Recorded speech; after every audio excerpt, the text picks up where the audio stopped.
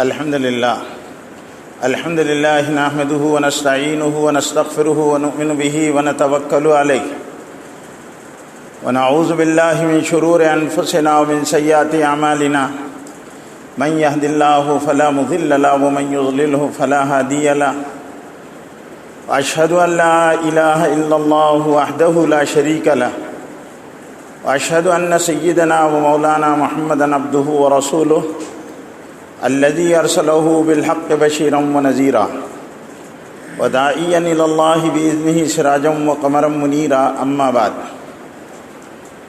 قال الله تعالى في كلامه المجيد أعوذ بالله من الشيطان الرجيم بسم الله الرحمن الرحيم إن الصلاة كانت على المؤمنين كتابا موقوتا۔ میرے دینی بھائیوں بزرگوں، اللہ رب العزت نے انسانوں کی عبدیت کے لیے کہ انسان بندے بنے رہیں عبادت کا ایک نظام دیا، اور عبادت کی سب سے محتم بشان قسم کا نام نماز ہے، جس میں سب سے زیادہ اللہ کے ساتھ تعلق اور سب سے زیادہ سرفغندگی بندگی کی شان نمایاں ہوتی ہے اور ظاہر ہوتی ہے۔ بندے کا ادب کے ساتھ کھڑے رہنا، بندے کا اس کے لیے اہتمام کرنا، بندے کا جھکنا، بندے کا سجدہ کرنا، یہ ساری چیزیں بندگی کی غایت درجے کی شان ہے، جس میں تذلل بھی ہے، عاجزی بھی ہے، انکساری بھی ہے اور عبدیت کا اظہار بھی ہے۔ حضور اکرم صلی اللہ علیہ وسلم اللہ کے سب سے بڑے بندے تھے۔ آج صلی اللہ علیہ وسلم پر اس عبدیت کا سب سے زیادہ نمایاں اثر نظر آتا تھا۔ احادیث کی کتابوں میں حضور اکرم صلی اللہ علیہ وسلم کی نماز کی کیفیت جو بیان کی گئی ہے وہ یہ ہے کہ حضور اکرم صلی اللہ علیہ وسلم جب نماز کے لیے کھڑے ہوتے تھے تو آپ صلی اللہ علیہ وسلم پر ایک خاص قسم کی کیفیت طاری ہوتی تھی، اور وہ کیفیت اس لیے کہ حضور اکرم صلی اللہ علیہ وسلم کی نماز اللہ تعالیٰ کو دیکھ کر ہونے والی نماز ہوتی تھی، کیونکہ حضرت جبریل کی حدیث میں آتا ہے کہ تعبد اللہ کأنک تراہ فإن لم تکن تراہ فإنہ یراک، اللہ کی عبادت ایسے کرو جیسے اللہ کو دیکھ رہے ہو۔ اور یہ صرف نبی کے لیے ممکن ہے، اور لوگوں کے لیے کیفیت کا استظہار ممکن نہیں ہے۔ بندوں کی کیفیت یہ ہوتی ہے کہ اللہ ان کو دیکھ رہا ہے۔ جن کو یہ دونوں کیفیتوں میں سے ایک کیفیت حاصل ہو جائے ان کے پاس ان پر ایک خوف ہوگا، ان پر ایک خشیت کی کیفیت ہوگی، قبولیت کا ان کو دھڑکا لگا ہوا ہوگا، اور وہ ایسی عبادت کر رہے ہوں گے کہ ان کا جسم ساکت بھی ہوگا، اس پر خشوع کی کیفیت بھی طاری ہوگی۔ اس لیے نمازیں اللہ کے پاس فلاح و کامرانی تک پہنچنے والی نمازوں کی شان اللہ نے بیان کی کہ قد افلح المؤمنون الذین هم فی صلاتهم خاشعون، کامیاب ہو گئے وہ ایمان والے، قد افلح المؤمنون الذین هم فی صلاتهم خاشعون، جو اپنی نمازوں میں ڈرتے رہتے ہیں۔ نماز کا ایک سب سے بڑا وصف یہ بیان کیا گیا کہ نماز میں خشوع کی کیفیت ہونا چاہیے، اور خشوع کی کیفیت کی علامتوں میں جو علماء نے بیان کی ہے وہ یہ ہے کہ آدمی کے نماز کی حالت میں غیر ضروری حرکات و سکنات نہ ہو، کیونکہ یہ دل کی بے اطمینانی کی علامت ہے۔ جب آدمی کا دل نماز میں متوجہ نہیں ہوگا تو وہ کپڑوں کو سمیٹے گا، ادھر ادھر دیکھے گا اور کھجلائے گا، اور اس کا ذہن پراگندہ ہوگا، تو ذہن کے انتشار کی وجہ سے اعضاء و جوارح میں پراگندگی پیدا ہوگی، جو قلب کی خشوع کی کیفیت کے لیے مانع ہے۔ اور جب نماز میں خشوع نہیں ہوگا تو نماز نہیں بنے گی، نماز ادا ہو جائے گی۔ نماز کو نماز بنانے کے لیے صفت خشوع کا ہونا نماز کے لیے انتہائی ضروری ہے۔ اس لیے فرمایا قد افلح المؤمنون الذین هم فی صلاتهم خاشعون، کامیاب ہو گئے وہ نماز پڑھنے والے جو اپنی نمازوں میں ڈرتے ہیں۔ اور اس کے مقابلے میں اللہ نے قرآن میں دوسری جگہ فرمایا فویل للمصلین الذین هم فی صلاتہم ساہون، ہلاکت ہے، بربادی ہے ان نماز پڑھنے والوں کے لیے، بے نمازیوں کی بات نہیں ہے۔ ویل للمصلین، ہلاکت ہے۔ ویل کے بارے میں علماء مفسرین نے کئی اقوال نقل کیے ہیں، جس میں سے ایک یہ ہے کہ جنت کی ایک کھائی کا اور ایک اندھے کنویں کو ویل کہتے ہیں، جس میں جہنمیوں کو جب عذاب دیا جائے گا جس سے ان کے جسم میں زخم پڑ جائیں گے اور ان زخموں میں سڑان اور بدبو پیدا ہوگی اور پیپ رس رہا ہوگا، اور وہ رستا ہوا پیپ جو ہے وہ اس وادی میں جمع ہوگا جس کو وادی ویل کہتے ہیں۔ اللہ نے کہا ان نمازیوں کو اس وادی میں ڈال دیا جائے گا الذین هم فی صلاتہم ساہون، جو اپنی نمازوں میں سستی اور غفلت سے کام لیتے ہیں۔ نماز پڑھنے والوں کی بات نہیں ہے، جو نماز کے اوقات کو ضائع کر دیتے ہیں یا نماز کو ٹال مٹول کر پڑھتے ہیں یا نماز کا جو اہتمام ہونا چاہیے اس اہتمام کو وہ ملحوظ نہیں رکھتے، ان لوگوں کے لیے اتنی بڑی تباہی ہے۔ جیسے اللہ نے کامیابی کا وعدہ کیا قد افلح المؤمنون الذین هم فی صلاتہم خاشعون، کامیاب ہو گئے وہ نماز پڑھنے والے جو اپنی نمازوں میں اللہ سے ڈرتے رہتے ہیں۔ جس کو ابدیت کا جس پر غلبہ ہوگا وہ نمازوں کا اہتمام خوب کرے گا۔ نمازوں کے اہتمام میں جو چیزیں شامل ہے اس کو علماء نے لکھا ہے کہ آدمی وقت کے ساتھ نماز کو ادا کرے، وقت کے ساتھ نماز کو ادا کرے، اس لیے کہ وقت پر نماز کا پڑھنا یہ فرض ہے۔ ان الصلاۃ کانت علی المؤمنین کتابا موقوتا، بلا شبہ نماز ایمان والوں پر وقت کے ساتھ فرض کی گئی ہے۔ یہ نہیں ہے کہ فجر کی نماز اشراق میں پڑھی جائے اور اشراق کی نماز چاشت میں پڑھی جائے اور ظہر کو فجر میں ملا لیا جائے اور فجر کو عصر میں ملا لیا جائے، نہیں، اپنے تقاضوں کو مؤخر کر کر خدا کی عبدیت کے تقاضے کو مقدم کرنا، یہی شان عبدیت ہے۔ اور اس کے لیے وقت کا اہتمام و التزام انتہائی ضروری ہے۔ ان الصلاۃ کانت علی المؤمنین کتابا موقوتا، بلا شبہ نماز وقت کے ساتھ فرض کی گئی ہے۔ جو نماز کا وقت ہے اس وقت میں نماز پڑھنا، اور پھر اللہ رب العزت نے ایک جگہ اور تاکیدی حکم فرمایا حافظوا علی الصلوات والصلاۃ الوسطی وقوموا للہ قانتین، نمازوں کی پابندی کیا کرو، یعنی نمازوں کے اوقات کی پابندی کیا کرو۔ حافظوا علی الصلوات، نمازوں کے اوقات کی پابندی کیا کرو۔ حافظوا علی الصلوات والصلاۃ الوسطی، خاص طور سے بیچ والی نماز، بیچ والی جو نماز ہے اس میں غفلت ہونے کا اور غافل ہو جانے کا اندیشہ ہے، یعنی عصر کی نماز بعض لوگوں نے اور بعض لوگوں نے مغرب کی نماز اس سے مراد لی ہے۔ حافظوا علی الصلاۃ والصلوات والصلاۃ الوسطی وقوموا للہ قانتین، اور اللہ کے سامنے قانت بندے بن کر کھڑے رہو۔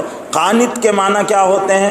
قانت کے معنی عبادت گزار، ایسا عبادت گزار جس کی توجہ خالصتاً لوجہ اللہ ہو، اللہ کی طرف متوجہ ہونے والا ہو، یہ نہیں کہ اس کی توجہ نماز میں کہیں اور ہو۔ حافظوا علی الصلوات والصلاۃ الوسطی وقوموا للہ قانتین، اور اللہ کے لیے تم قانت بندے بن کر کھڑے رہو۔ اللہ رب العزت نے ان ایمان والوں کی تعریف فرمائی ہے جو عبادت گزار ہوتے ہیں، قانت بندے ہوتے ہیں۔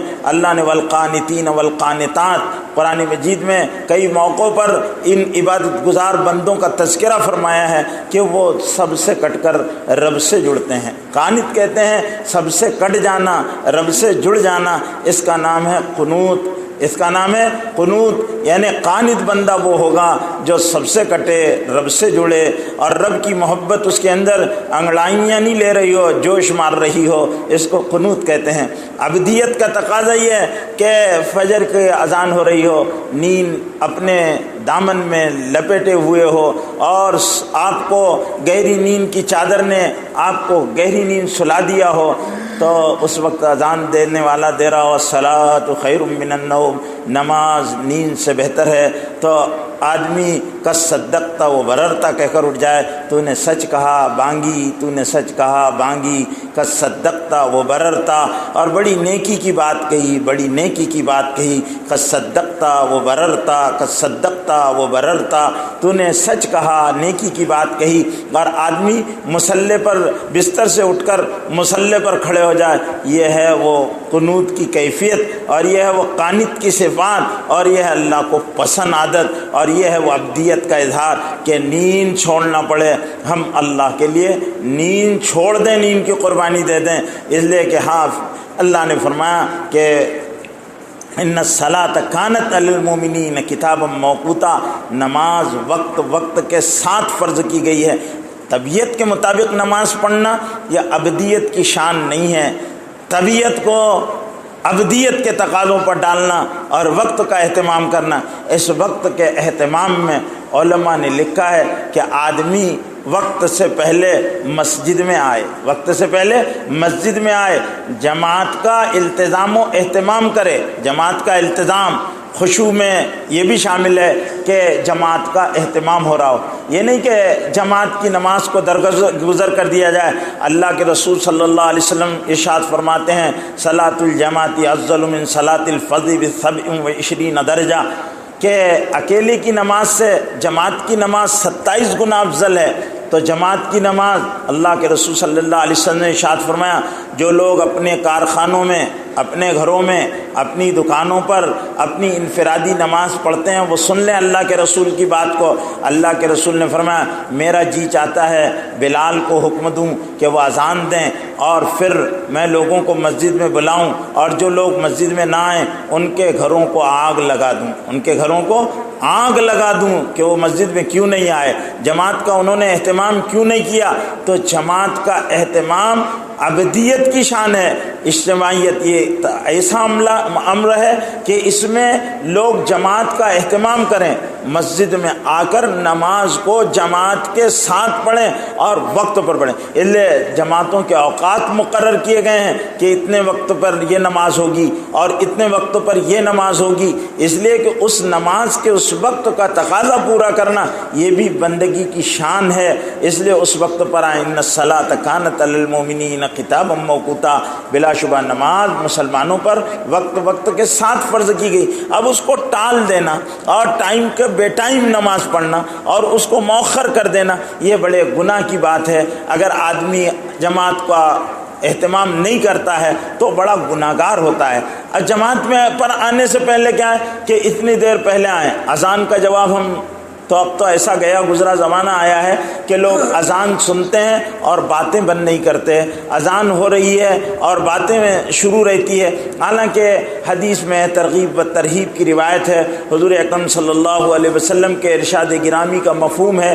اللہ کے رسول فرماتے ہیں کہ اذان کی جب آواز ہوتی ہے، اذان دی جاتی ہے تو اس کے اذان کے الفاظ کو دہراؤ، اس کے اذان کے الفاظ کو دہراؤ، اللہ اکبر، تو پھر ہم بھی اللہ اکبر کہیں۔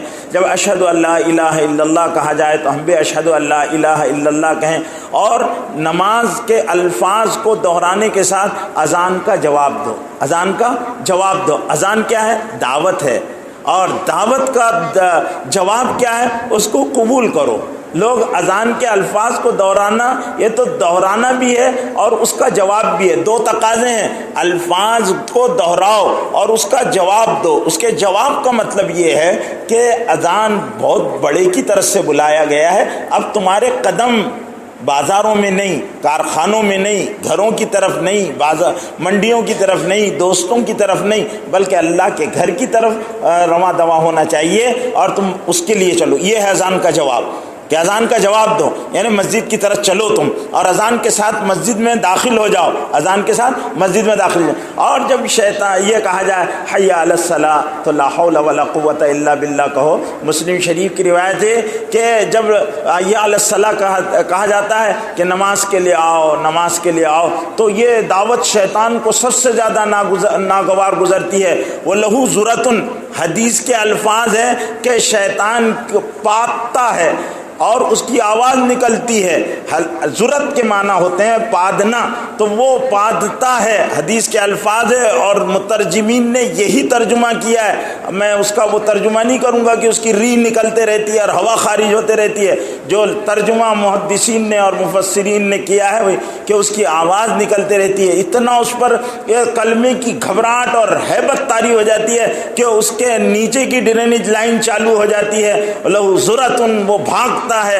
تو اس وقت کہا گیا کہ وہ شیطان بہکاتا ہے تو تم لا حول ولا قوت الا باللہ کہو، لا حول ولا قوت الا باللہ کہو. یہ کلمہ اس کو ناگوار گزرتا ہے، پھر وہ تم پر اٹیک نہیں کر سکتا. پھر تم مسجد کی طرف آؤ. جب اذان کی تکمیل ہو جائے، مؤذن اذان دے چکے، تو تم دعا کرو اللہم رب ہذہ الدعوۃ التامہ، اے اس مکمل دعوت کے رب. مکمل دعوت کس کو کہا گیا؟ اذان کو مکمل دعوت کہا گیا. مکمل دین کی دعوت ہے، عبدیت کی دعوت، بندگی کی دعوت، توحید کی دعوت، رسالت کی دعوت. اشہد اللہ الہ الا اللہ، میں گواہی دیتا ہوں کہ اللہ کے سوا کوئی عبادت کے لائق نہیں ہے. جب آپ یہ کہہ رہے ہیں کہ میں گواہی دیتا ہوں اللہ کے سوا عبادت کے لائق کوئی نہیں ہے، الہ اور معبود اللہ ہے، تو ایمان کا تقاضا کیا ہے کہ عبدیت کے لیے آؤ.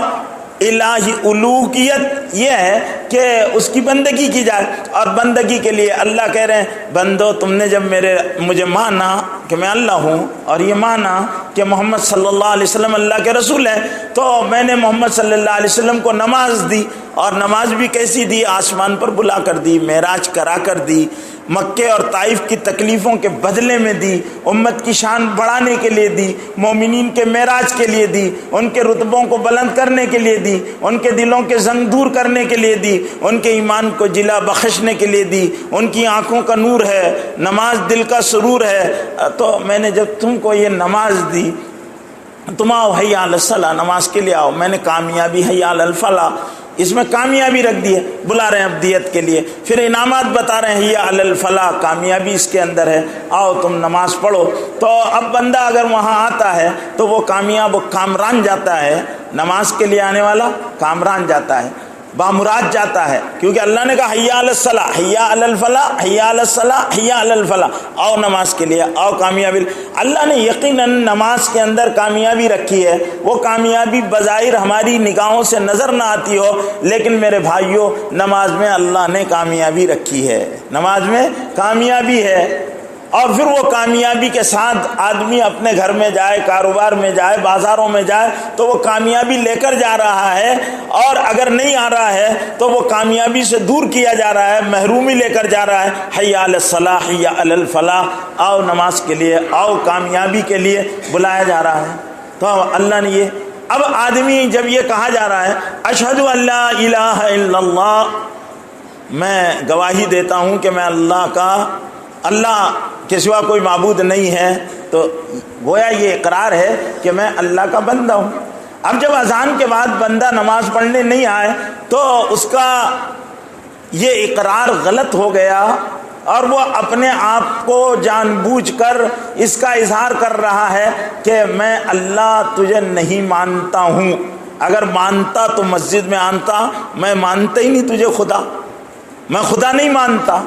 یہ اس کا عمل اس بات کا. اور اللہ کے ہاں تو عملی چیز دنیا میں کیا ہوتا ہے؟ ایک آدمی کہے کہ میں تجھے مار ڈالوں گا، تو مار ڈالوں گا کہنے سے جرم ثابت نہیں ہوتا. مار ڈالوں گا کہنے سے جرم ثابت نہیں ہوتا. جب مار ڈالے گا تب جرم ثابت ہوگا.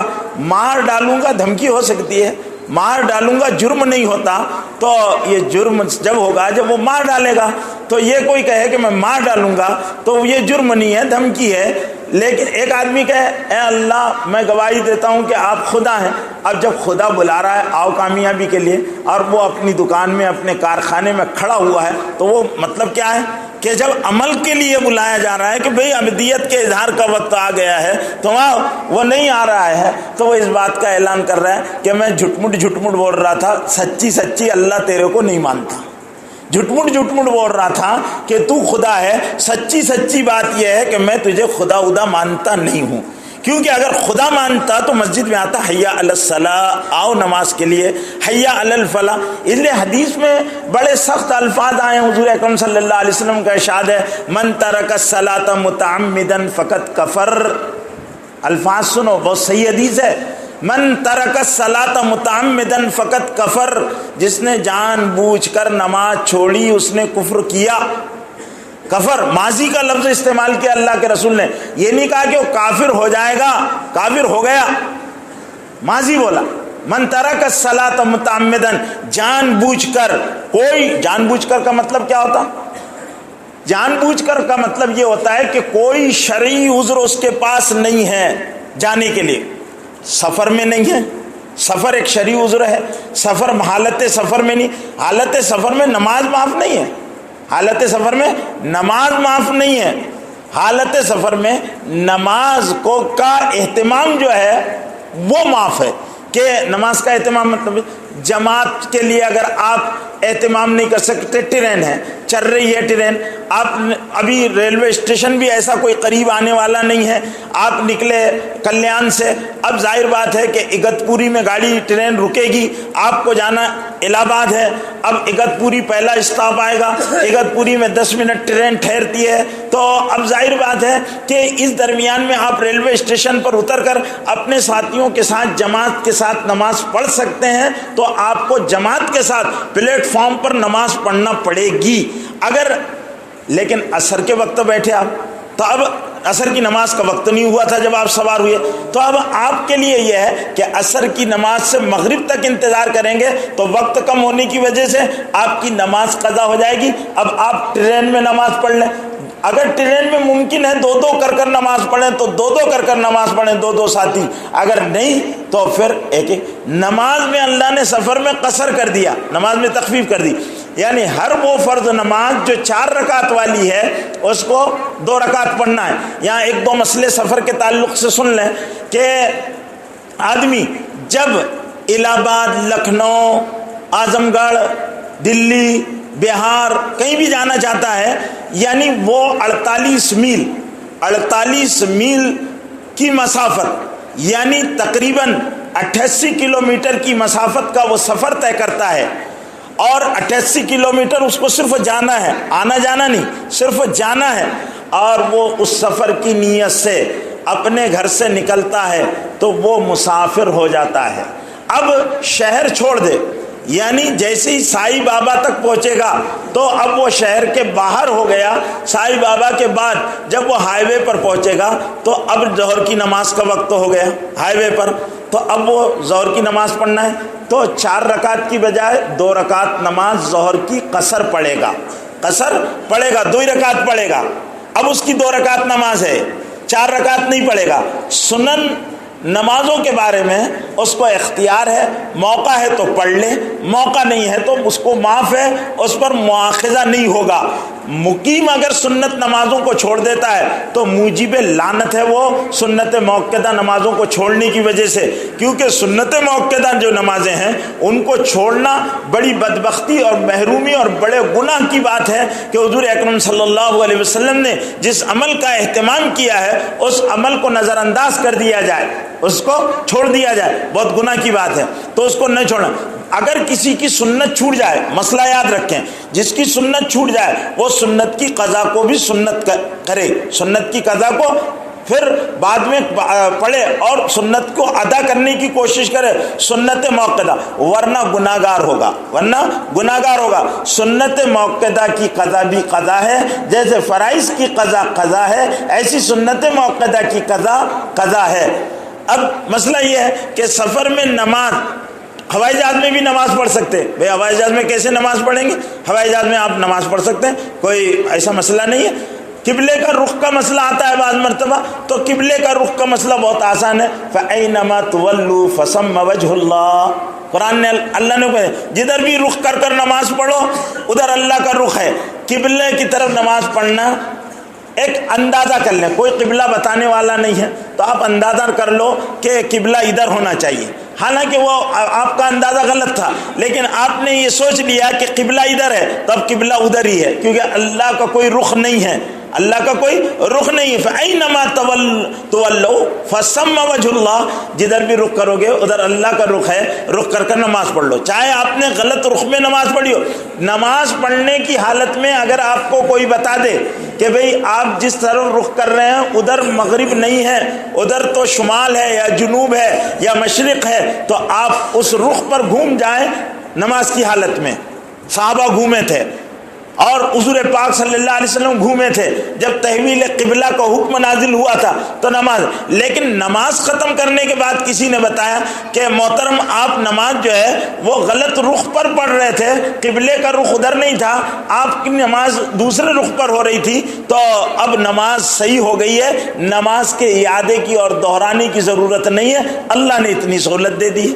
اب نماز آپ پڑھیں تو قصر نماز, قصر آپ راستے میں کسی وجہ سے آپ کو وضو کا پانی مل جائے تو وضو, اگر پانی اتنے دور نہیں ہے آپ کے پاس ضرورت کا پانی ہے, اگر آپ اپنا پانی استعمال کر لیں گے تو پیاس لگ جائے گی اور پینے میں کی دقت ہو جائے گی, اور پانی نہیں ملے گا تو ہلاکت کا اندیشہ ہو جائے گا. تو اپنے پینے کے پانی کو محفوظ کر لیں, اور 2 میل تک اگر پانی ملنے کا امکان نہ ہو تو آپ تیمم کر کر نماز پڑھ لیں, نماز ہو گئی. اگر درمیان میں پانی مل جائے اس کم مدت میں تو نماز کا اعادہ کریں گے, اگر نہیں ملے گی تو پھر نماز کا, اور بعد میں پانی ملتا ہے تو نماز کے اعادے کی بھی ضرورت نہیں ہے, نماز ہو گئی چاہے اس کے بعد مل جائے پانی. تو یہ ہے, اگر آپ کو پانی خریدنا پڑے لیکن آپ کی طاقت سے زیادہ پانی کی قیمت ہے تو پھر آپ وہ پانی کو محفوظ رکھیں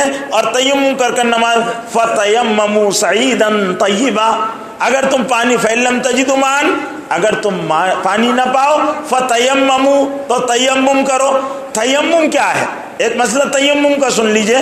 تیمم کیا ہے؟ تیمم ضربین, 2 ضربوں کا نام تیمم ہے. پاکی کی نیت سے کہ میں پاک ہوتا ہوں ناپاکی کی حالت سے. 2 ناپاکی ہوتی ہے جس میں غسل اور وضو کرنا پڑتا ہے. غسل میں بڑی ناپاکی ہے, حدث اکبر اس کو کہتے ہیں, اور وضو جس میں کرنا پڑتا ہے اس کو حدث اصغر کہتے ہیں, چھوٹا حدث ہے. جس وضو غسل کا تیمم کرنا پڑ رہا ہو یا وضو کا تیمم ایک ہی طرح ہے. تیمم ایک ہی طرح ہے, جیسے غسل میں پورے بدن کو پانی, غسل کے فرائض معلوم ہے. بہت سارے لوگ ایسے ہیں, نوجوان خاص طور سے سنیں, غسل کے 3 فرض ہیں. ایک تو غرارہ کرنا, لیکن روزے میں نہیں. غرارہ کہتے ہیں اچھی طرح حلق تک پانی کو پہنچانا, پورا منہ بھر کر حلق میں پہنچانا, یہ ایک فرض ہے. اگر بس منہ میں ایسا پانی لیے اور ہونٹوں کے درمیان لے کر پچکاری مار دیے تو اس کو غرارہ نہیں کہتے, یہ فرض ادا نہیں ہوگا. پورا پانی منہ میں بھر کر اس طرح اچھی طرح سے کہ حلق کے قریب پانی پہنچ جائے, یہ نرخرے کے پاس, اس کو یہ غرارہ ہے 3 مرتبہ. لیکن روزے کی حالت میں بس منہ بھر کر کلی کر لیں گے, پیٹ میں پانی نہیں جانا چاہیے, تو یہ مبالغہ نہیں کریں گے حالت روزہ میں. اب غرارہ کر لیا 3 مرتبہ. پھر اس کے بعد ناک کے نرم ہڈی تک پانی. بعض لوگوں کی ناک کا سوراخ بہت باریک ہوتا, پانی اگر وہاں نہیں پہنچتا تو ان کو پانی پہنچانے کے لیے وہ جو چوسنی ہوتی, ڈراپر ہوتا ہے, وہ ڈراپر کے ذریعے سے ان کو پانی پہنچانا پڑے گا. اچھی طرح پانی ناک کے نرم حصے تک پہنچا دیں, یہ دوسرا فرض ہے.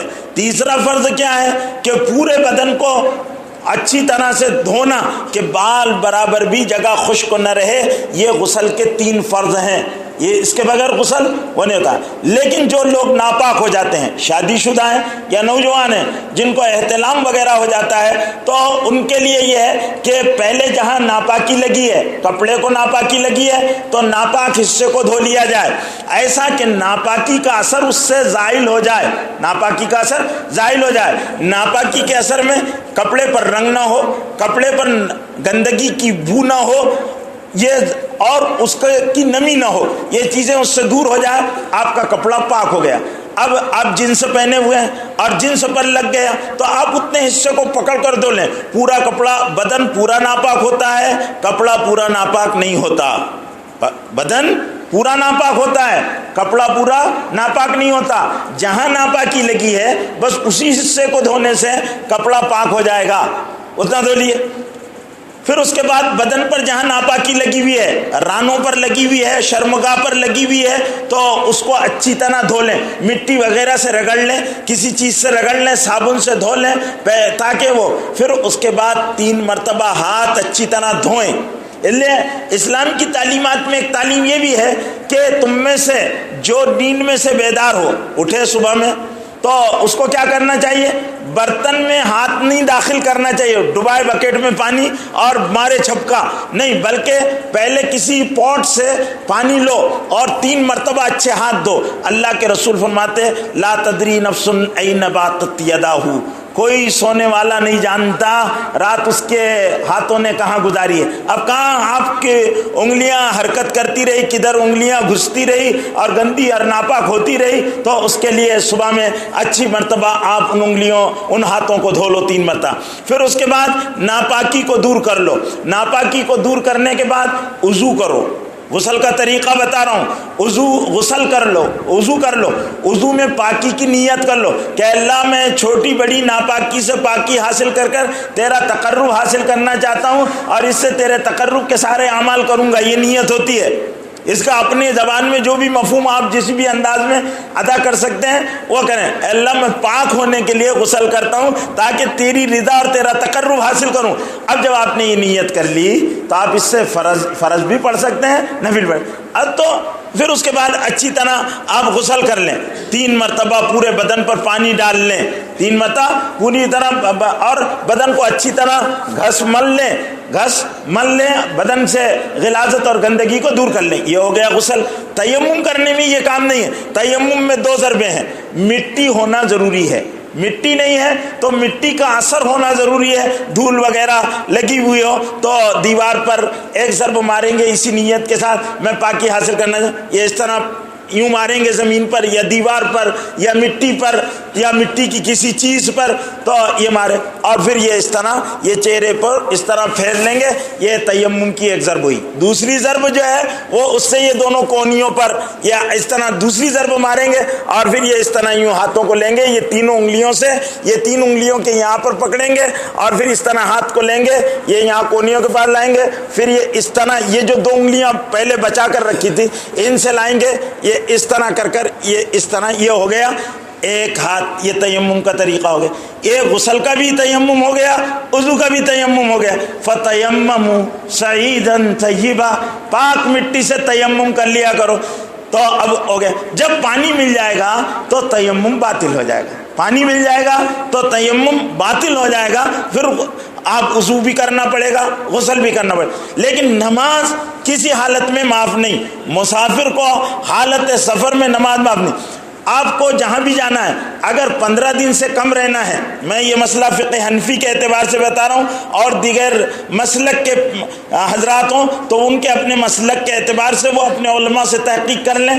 تو اگر کوئی آدمی 15 دن سے کم رہنا چاہتا ہے، ایک آدمی یہاں سے دلی گیا، اس کو وہاں 14 دن رہنا ہے، 15 دن نہیں رہنا ہے، تو 14 دن تک وہ وہاں حالت قیام میں بھی نمازیں جو ہے وہ قصر پڑے گا۔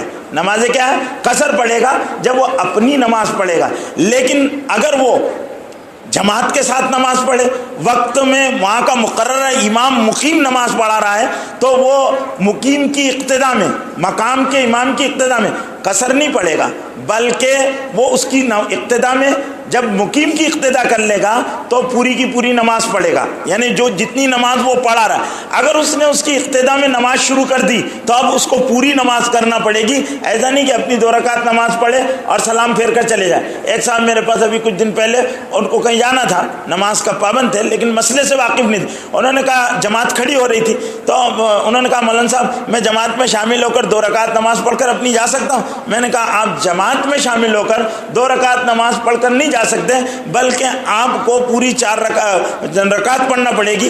تو کہنے لگے میری بس لگژری باہر کھڑی ہے، تو مالیگاؤں کے تھے وہ بیچارے، تو انہوں نے کہا کہ مجھے پھر میں کہا آپ جو ہے وہ 2 رکعت نماز اپنی انفرادی پڑھ لو، اس وقت جماعت آپ پر فرض نہیں ہے، مقامی لوگوں پر جماعت فرض ہے، آپ مسافر ہیں، مسافر پر جماعت فرض نہیں ہوتی ہے، اگر اس کو حالت سفر میں ایسا جانا ہو تو عذر ہو جاتا ہے۔ تو یہ مسائل درمیان میں بتا دیا میں نے آپ کو۔ تو نماز جو ہے کوئی حال میں معاف نہیں ہے۔ شریعت نے نماز کی معافی کے لیے کوئی چند عذر قبول کیے ہیں. ایک تو ایسا دشمن بیٹھا ہوا ہے گھات لگا کر کہ آپ اگر گھر سے نکلیں گے تو وہ آپ کو شوٹ کر دے گا, تو ایسے موقع پر آپ اپنے گھر میں نماز پڑھ لیں, نماز معاف نہیں ہے. دشمن کے خوف سے جماعت معاف ہے. بہت شدید بارش ہو رہی ہے کہ ایسی بارش ہو رہی ہے کہ آپ مسجد تک پہنچ ہی نہیں سکتے, گھٹنے گھٹنے پانی بھرا ہوا ہے, اور مسجد ہدا میں آئیں گے تو آپ کے کپڑے وغیرہ سارے وہ ہو جائیں گے. تو ایسی صورت میں موسلا دھار بارش ہو رہی ہے تو آپ اپنے گھر میں نماز پڑھ لیں. اتنا شدید اندھیرا ہے کہ آپ کو نظر نہیں آئے گا, اور گڈھے کھڈوں میں گر جانے کا اندیشہ ہو, اور شدید اندھیرا ہو, یا بہت تیز آندھی چل رہی ہو, اور ایسی آندھی کی صورت میں آپ گھر سے نکلیں گے تو آپ کو کسی اندیشے کا یہ چنو. حالت جنگ میں بھی نماز معاف نہیں ہے. صلاۃ الخوف اللہ کے رسول نے صحابہ کرام کو پڑھائی ہے, اور قرآن مجید میں اللہ رب العزت نے صلاۃ الخوف کی ترتیب بتائی ہے کہ امام جو امیر ہوگا وہ لشکر کی پہلی صف کو نماز پڑھائے گا جب تک پیچھے والے ہتھیار لے کر کھڑے رہیں گے اور دشمن کا دفاع کریں گے. پھر دوسری صف والے آگے آ جائیں گے اور وہ امام کے ساتھ نماز میں شریک ہوں گے. پھر یہ اپنی نماز پڑھیں گے اور ایک رکعت وہ دوسری امام کے ساتھ اپنی پوری کریں گے. اس طرح صلاۃ الخوف بتائی کہ لیکن اس حالت میں جب کہ شدید گھمسان کا رن پڑا ہوا اور دشمن ایک دوسرے پر حملے کر رہے ہوں, تب بھی نماز معاف نہیں ہے. نماز عورتوں کے لیے نماز معاف ہے. کب؟ حالت حیض میں. ہر عورت کو مہینے میں 3 سے 10 دن تک خون آتا ہے, جس کو MC کہتے ہیں, منتھلی اس کا کورس ہے, وہ آتا رہتا ہے, جس میں عورت نہ بچہ پیدا کرنے کے بعد ایک خون آتا ہے جس کی کم سے کم مدت 3 دن ہوتی ہے. بعض عورتوں کو 10 دن آتا ہے, بعض عورتوں کو 20 دن آتا ہے, اور زیادہ سے زیادہ مدت 40 دن ہے. اب ایک مسئلہ آپ جو یہاں بیویوں والے ہیں تو وہ مسئلے کو ذہن میں رکھ رہے ہیں کہ بعض عورتیں 10 دن ناپاک رہتی ہیں حیض میں. وہ حیض میں 10 دن ناپاک نہ رہیں, جتنی ان کی عادت ہے. پہلی مرتبہ جتنے دن حیض آیا تھا, اب دوسرے مہینے میں بھی اتنے ہی دن ان کو حیض کا خون آئے گا. پھر اس کے بعد وہ نہالے دھولے پاک ہو جائیں. پہلے بچے میں جتنے دن خون آیا اتنے ہی دن دوسرے مہینے میں بھی اب اس کو خون آئے گا. عورت اس کے بعد نہالے دھولے, اس کے بعد بھی خون کا اثر نظر آتا ہے تو وہ بیماری کا خون ہے, وہ ناپاکی کا خون نہیں ہے. عورت وضو کرے گی اور نماز پڑھتے رہے گی, اس کو شرعی اصطلاح میں استحاضے کا خون کہتے ہیں, یعنی بیماری کا خون ہے. جھوٹا حیض ہے, وہ سچا حیض نہیں ہے. حیض کی مدت متعین ہو جاتی ہے. نفاذ, عورتیں 40 دن تک ناپاکی کی حالت میں پڑی رہتی ہے اور بچوں کو ناپاکی کی حالت میں دودھ بھی پلاتی ہے. نہیں بلکہ ان کو پاک ہو جانا چاہیے اور نماز وغیرہ کرنا چاہیے, اور مردوں کو اس کی طرف توجہ دینا چاہیے کہ عورتیں اگر وہ نمازوں کا اہتمام کرنے والیاں ہیں تو وہ اپنے ایام سے جتنے دنوں میں فارغ ہوتی ہیں اتنے دنوں میں فارغ ہو کر پھر وہ اپنی نماز کا اہتمام کرنے والی بن جائیں. یہ ایک مسئلہ, اضافی مسئلہ بتا دیا. اب میرے بھائیوں, ایک تو یہ ہو گیا کہ ہم کو خوف کی نماز بتائی, سفر کی نماز بتائی, پھر اللہ کے رسول صلی اللہ علیہ وسلم نے استسقاء کی نماز پڑھائی, صلاۃ الکسوف پڑھایا, صلاۃ الخسوف پڑھایا. یہ نمازیں اللہ کے رسول صلی اللہ علیہ وسلم نے, بارش نہیں ہو رہی تو بارش مانگو, خوف کی حالت میں قنوت نازلہ پڑھو اور نمازوں صلاۃ الخوف پڑھو. یہ نمازیں حضور اکرم صلی اللہ علیہ وسلم نے ہم کو تعلیم فرمائی. اس کے علاوہ ایک اور نماز جو پڑھی جاتی ہے وہ عیدین کی نماز, جمعہ اور عیدین کی نماز.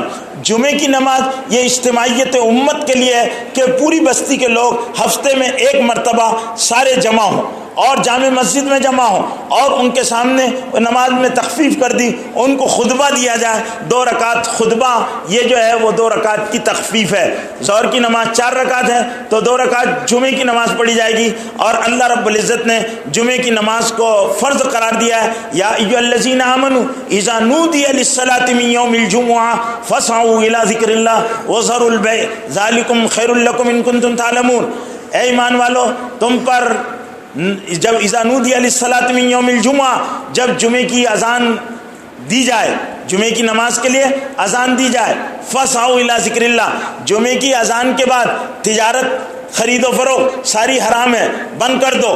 اب جمعے کی نماز کے بعد تک تجارت نہیں, کوئی کام کی مشغولی نہیں. فاسعوا الی ذکر اللہ, اللہ نے کیا کہا؟ دوڑو, فسو، سا کے معنی کہتے ہیں دوڑو، تیزی کرو اور تیزی سے لپکتے ہوئے چلو. فسو الی ذکر اللہ، اللہ کو یاد کرنے کے لیے. فسو الی ذکر اللہ. وذروا البیع، اور تجارت چھوڑ دو. وذروا البیع ذالکم خیر لکم، یہی تمہارے حق میں بہتر ہے. وارننگ ہے اس میں. ذالکم خیر لکم، یہ تمہارے لیے بہتر ہے اگر تم جانتے. اگر تم نہیں سمجھو گے تو پھر تمہاری نقصان کی بات ہے تمہارے. اب 2 رکعت نماز پڑھنا. 2 رکعت خطبہ کا بدل ہے، اس لیے جمعے کا خطبہ سننا واجب ہے. لوگ سوتے رہتے ہیں، وہ واجب ہے سننا. ادب کے ساتھ بیٹھنا اور اس طرح نہیں بیٹھنا. اللہ کے رسول نے منع فرمایا. یہ اس طرح لوگ بعد پیروں کو ملا لیتے ہیں اور ہاتھ باندھ لیتے ہیں اور یہ انگلیاں ملا کر مسجد میں بیٹھنے سے اللہ کے رسول صلی اللہ علیہ وسلم نے منع فرمایا. اس طرح مت بیٹھو، یہ سستی، کاہلی اور نحوست کی علامت ہے. اللہ کے رسول نے منع فرمایا اس طرح مت بیٹھو. بلکہ اگر عذر نہ ہو تو 2 زانو یا 1 زانو اس طرح بیٹھو اور پورے توجہ کے ساتھ خطبہ سنو. 2 خطبے ہیں، ان خطبوں کو سننا واجب ہے. پھر اس کے بعد امام 2 رکعت نماز پڑھائے گا. جمعے کی جو نماز میں یہ ہے کہ پہلے کی 4 رکعت سنت موقدہ ہے، اسی طرح 2 رکعت فرض ہے، اس کے بعد 4 رکعت نماز سنت موقدہ اور 2 رکعت پھر سنت موقدہ ہے. تو جمعے کے دن 10 رکعت سنت موقدہ اور 2 رکعت جمعے کی فرض اور 2 رکعت نفل ہے. اس طرح کل جمعے کی نمازوں کی رکعت 14 یہ پڑھنے کا حکم دیا. اس میں خطبے کی اہمیت ہے اور سارے لوگ آئیں. اہتمام کرو، اچھے کپڑے پہنو، خوشبو لگاؤ، سرما لگاؤ، مسواک کرو اور امامہ باندھ سکتے تو امامہ باندھو اور اچھے صاف اجلے کپڑے اور دھلے ہوئے کپڑے پہنو. جمعے کے دن غسل کرو. غسل کرنا سنت ہے. جن پر فرض غسل نہ ہو تو وہ سنت غسل کریں اور پھر اس کے بعد خوشبو لگائیں. پھر سورہ کہف کی تلاوت کریں. سورہ کہف کی تلاوت اللہ کے رسول کے اہتمام میں ہے. جو سورہ کہف کی تلاوت کرے گا وہ دجالی فتنوں سے محفوظ رہے گا. جب یاجوج ماجوج آئیں گے، دجال آئے گا قرب قیامت میں، اور یوں بھی آج دجالی فتنوں کا دور ہے، اللہ تعالیٰ ان فتنوں سے اس کی حفاظت کرے گا. تو نماز کہتا ہوں. پھر جمعے میں اللہ تعالیٰ نے بہت ساری چیزیں رکھی ہے. جمعے کے دن ایک قبولیت کی گھڑی ہے. میں گزشتہ لوٹے والا واقعہ سنا چکا. دعا قبول ہوتی ہے. اب وہ کب قبول ہوتی ہے؟ بعض لوگوں نے کہا فجر کے بعد ہوتی ہے، بعض لوگوں نے کہا اشراق کے وقت ہوتی ہے، بعض لوگوں نے کہا زوال کے وقت ہوتی ہے، بعض لوگوں نے کہا جب امام مسجد میں آ جاتا ہے اور مسجد سے جاتا ہے تب تک وہ گھڑی رہتی ہے، دعا قبول ہوتی ہے. بعض لوگوں نے کہا کہ جب اذان ہو جاتی ہے تب ہے. بعض لوگوں نے کہا کہ دونوں خطبوں کے درمیان ہے. بعض لوگوں نے کہا جب امام خطبہ کہہ کر اقامت کہی جاتی ہے اس وقت. بعض لوگوں نے کہا کہ نہیں، نماز کے بعد وہ دعا قبول ہوتی ہے. بعض لوگوں نے کہا عصر اور مغرب کے درمیان وہ قبولیت والی گھڑی ہے. البتہ یہ طے ہے کہ جمعے کے دن ایک گھڑی ہے جس میں اللہ رب العزت ایک دعا ضرور قبول کرتے ہیں، اس میں دعا ضرور قبول ہوتی ہے. اب اس کو تلاش کرو، ڈھونڈو. جس کو طلب ہے وہ ڈھونڈتا ہے اور جس کو لگی رہتی ہے وہ تلاشتے رہتا ہے. تو تلاشو. یہ جمعہ ہے.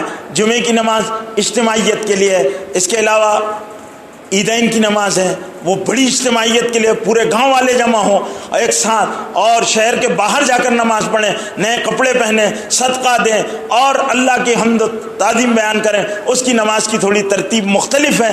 تو یہ نمازیں یہ ابدیت کی شان کے لیے ہے. پھر اس کے بعد ایک اور نماز ہے اور نماز کے تعلق سے کچھ باتیں ہیں جو آئندہ جمعے نماز جنازہ وغیرہ کے تعلق سے بھی میں عرض کروں گا، جو آئندہ جمعے انشاءاللہ عرض کیا جائے گا. اللہ ہم کو نمازوں کی صحیح حقیقت نصیب فرمائے، وقت پر نمازیں پڑھنے کی توفیق نصیب فرمائے اور غفلت اور کاہلی پر جو اللہ کا عذاب ہے، ویل جس کو کہتے ہیں، اس سے ہماری حفاظت فرمائے. نمازوں کا خشوع نصیب فرمائے. وآخر دعوانا الحمدللہ.